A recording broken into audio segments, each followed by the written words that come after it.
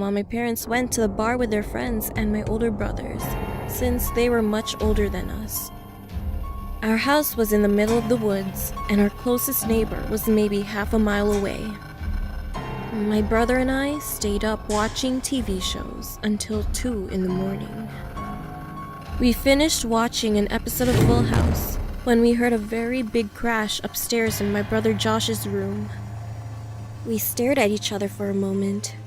Then my brother got up and grabbed one of the kitchen knives and told me to come upstairs with him, just in case there was something in the house and he didn't want me to be left alone. My brother is a brave guy and doesn't get scared easily, so right now he wasn't very consumed of fear like I was. I followed my brother up the stairs, and he then came to a halt, which made me bump into him. He stood there for a second, in silence, just standing there. I got antsy and asked him what was wrong. He then said, "Go get the house phone and call 911. Me being confused, I looked to see what was in front of only him to make him ask me this.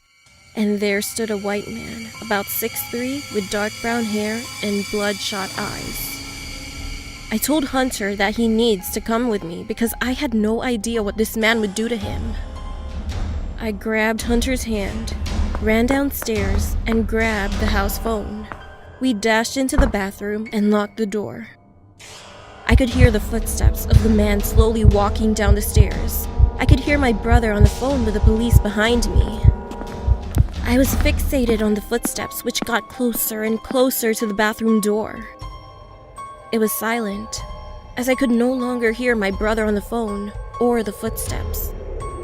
When all that made me wake from fixation was the loud pounding on the bathroom door, I screamed in fright.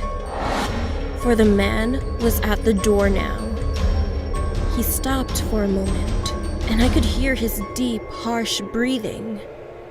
He then whispers, "I'm not gonna hurt you. All I want to do is give you kids some sweets." My brother then yelled, "We don't want any of your damn sweets." I could tell my brother was getting angrier by the second. And then the door handle starts to shake very fast and frequently. We back away from the door and by the window, which was across the room from the door. My brother opened it just in case we would need to escape this way before the police got here. The man punches through the door and starts to grab for the handle. We jumped out of the window and landed on our grass, and we sprinted to the woods. We found this big bush to hide behind. We crouched down and waited for something to happen. Few seconds later, we heard police sirens in the distance. We saw the man from the window run down the stairs and out of the front door. He ran into the woods and ran past us. Thank God he didn't notice us there. The police pulled into our driveway and we saw a chance to run to them. We dashed to them and told the police he was in the woods. They searched for him, and once they came out, they had him in their clutches. I've never been more relieved in my life. We stayed at the house with a police officer until my parents and older brothers arrived home. 2 days later, the police had found our neighbors murdered, and that the man was on a killing spree, and we were about to be next.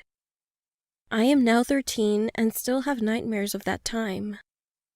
Hunter moved out, and my parents moved to the city so we wouldn't live